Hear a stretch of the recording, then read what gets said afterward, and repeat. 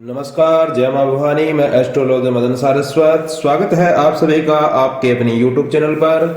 आज व्रत महात्म्य में कार्तिक महात्म्य के क्रम को आगे बढ़ाते हुए 23वां अध्याय, जिसमें नारद जी और राजा पृथु का संवाद चल रहा था। कल आपने भगवान शिव की भक्ति देने वाला उपाख्यान सुना था। आज मां तुलसी का उपाख्यान है। तो नारद जी ने राजा पृथु से कहा कि हे राजन, इसी कारण के उद्यापन से तुलसी की जड़ में भगवान विष्णु की पूजा की जाती है। तुलसी का मूल प्रदेश भगवान विष्णु को प्रसन्न करने वाला है। हे राजन, तुलसी का पौधा जिस घर पर है वर्तमान में है वह तीर्थ स्वरूप घर है। उस घर में यम के दूत कभी नहीं आते हैं। सब पापों को नाश करने वाला, अभिष्ट फल देने वाला है। जो मनुष्य तुलसी का पौधा लगाता है वह यमराज को भी नहीं देखता। भगवती नर्मदा का दर्शन, गंगा दर्शन व तुलसी के पौधे का संसर्ग, यह तीनों पुण्य प्रद है। तुलसी का पौधा लगाने से, सींचने से, दर्शन से और तुलसी को छूने से कामिक, वाचिक और मानसिक संपूर्ण पाप नष्ट हो जाते हैं।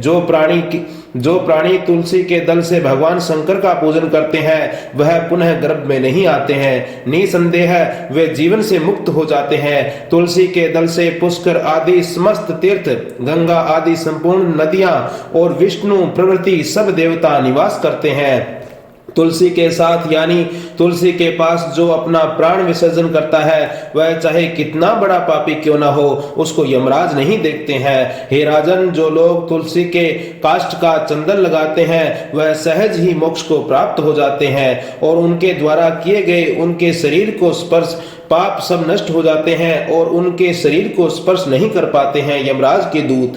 हे राजन, जहां तुलसी के वन की छाया हो वहां सब पर पितरों के निमित्त दिया हुआ दान सर्वथा के लिए अक्षय हो जाता है। जो पितरों के निमित्त दान इत्यादि करते हैं वे तुलसी के पौधे के समक्ष करने से अक्षय पुण्य फल प्रदान करने वाला होता है। हे राजन, आंवले के वृक्ष की छाया में जो प्राणी पिंडदान करते हैं उनके पितृ यदि नरक की यातना भी भोग रहे हो तो भी वह मुक्त हो जाते हैं। सिर, हाथ, मुंह और देह में जो आंवले को धारण करते हैं उनका विष्णु रूप माना जाना चाहिए। आंवले के फल और तुलसी के दलों को पानी में मिलाकर जो प्राणी स्नान करते हैं उनको गंगा स्नान का पुण्य फल मिलता है। जो मनुष्य आंवले के पत्तों और फलों में देवताओं का पूजन करते हैं उनको स्वर्ण मणि तथा मोतियों द्वारा पूजन का फल प्राप्त होता है। कार्तिक मास में सब तीर्थ, ऋषि, देवता, सब यज्ञ जब सूर्य तुला राशि में होता है तो आंवले के वृक्ष में वास करते हैं। जो मनुष्य द्वादशी तिथि को तुलसी का दल और कार्तिक में आंवले का पत्ता तोड़ता है वह रौरव नरक में वास करता है। इसलिए मनुष्य द्वादशी तिथि को तुलसी का दल न तोड़े और कार्तिक के मास में आंवले का पत्ता नहीं तोड़े। और जो कार्तिक में आंवले की छाया में बैठकर भोजन करता है उसके अंत संसर्ग में सब दोष नष्ट हो जाते हैं। कार्तिक मास में जो आंवले की जड़ में भगवान विष्णु का पूजन करता है उसको श्री विष्णु क्षेत्रों में पूजन का फल प्राप्त होता है। आंवले तथा तुलसी की महत्ता का वर्णन करने से में भी श्री ब्रह्मा जी भी असमर्थ है। इसलिए धात्री और तुलसी की जन्म कथा सुनने से मनुष्य अपने वंश सहित मुक्त हो जाता है, मुक्ति को प्राप्त करता है। बोली विष्णु भगवान की जय हो। आगे 24वां अध्याय। राजा पृथु ने देवर्षि नारद जी से पूछा कि हे नारद जी, आपने तुलसी के इतिहास, व्रत, महात्म्य के बारे में कहा है, यह बताने की कृपा करें कि क्या इस कार्तिक मास में और भी देवताओं का पूजन होता है क्या? यह भी मुझे समझा कर कहिए। श्री नारद जी बोले कि पहले समय में पर्वत के निकट कर्तिपुर में एक धर्मात्मा धर्मदत्त नामक ब्राह्मण रहता था। वह भगवान विष्णु के सब व्रत करता था और 8 पहर उनकी भक्ति में तल्लीन रहता था। एक दिन कार्तिक मास में वह एक पहर रात शेष रहने पर जागरण के लिए भगवान विष्णु के मंदिर में गया।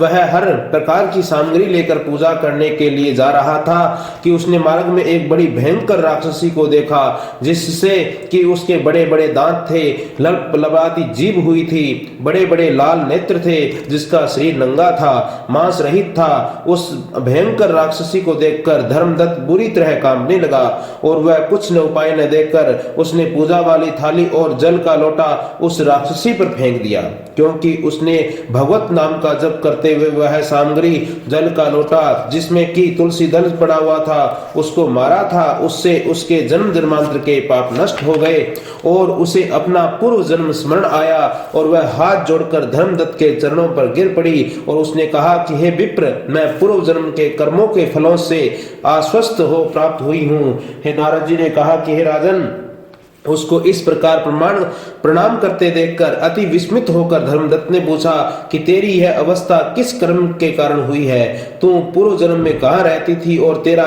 कैसा चरित्र है? यह सब कुछ मुझे बता। उस राक्षसी का नाम कलहा था। उसने कहा कि हे ब्राह्मण, सौराष्ट्र में भिक्षुक नामक एक ब्राह्मण रहता था। मैं उसकी पत्नी थी। मेरा स्वभाव बड़ा ही निष्ठुर था। मैंने अपने पति का कभी भला न चाहा, न कभी उसे अच्छा भोजन और मिठाई ही खाने दी, क्योंकि मैं प्रतिदिन उससे लड़ती झगड़ती रहती थी। मुझे हर इस प्रकार भी लड़ाका देखकर हर नित्य प्रति कलह से तंग आकर मेरे पति ने दूसरा विवाह करने का निश्चय किया। यह सुनकर मेरा पति दूसरा विवाह कर रहा था कि मैंने उसका दूसरा विवाह करने से पहले ही विष खाकर आत्महत्या कर ली।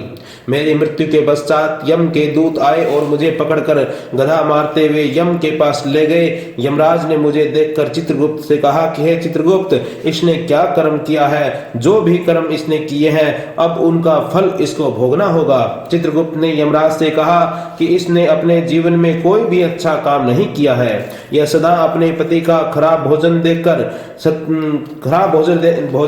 अपने पति का अपमान किया करती हैं। आप सदा अच्छा भोजन खाती रही है, इसलिए यह अब विष्ठा खाने वाली होगी।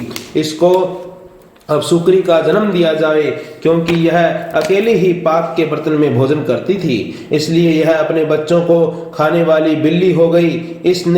इसने चूंकि अपने पति पर क्रोध करके आत्मघात किया है, इसलिए यह प्रेत योनि में जाएगी। अब आप इसे अपने दूतों द्वारा मरुस्थान में भेज दीजिए। वहां पर यह बहुत दिनों तक प्रेत योनि में रहकर एक पापिनी अपनी तीनों योनियों को भोगे। लो हे विप्र, अब अंततः मैं 500 वर्षों से प्रेत योनि में हूँ और भूख प्यास के कारण नित्य दुखी रहती थी कि एक दिन भूख से तंग आकर मैंने एक वैश्य के शरीर में प्रविष्ट हो गई और उसके शरीर द्वारा मैं कृष्णा और वेणी संगम पर इस देश में आ पहुंची। मैं इस वैश्य के शरीर में रहती थी। एक दिन भगवान शंकर और विष्णु भगवान ने मुझे बलात् उसके शरीर से बाहर निकाल दिया।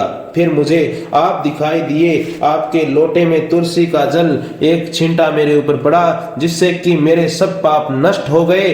और ए विप्र, आप मुझे बताइए कि अब मुझे यह बताइए कि आगे होने वाली तीनों योनियों और इस प्रेत देह से मेरी मुक्ति किस प्रकार से होगी। धर्मदत्त कलहा की बात सुनकर उसके पिछले कर्मों और उसकी वर्तमान अवस्था को देखकर बड़ा ही दुखी हुआ और उसका दुख देखकर उसका चित्त पिघल गया। फिर उसने दुखित भाव से उसको आगे के उपाय कहे।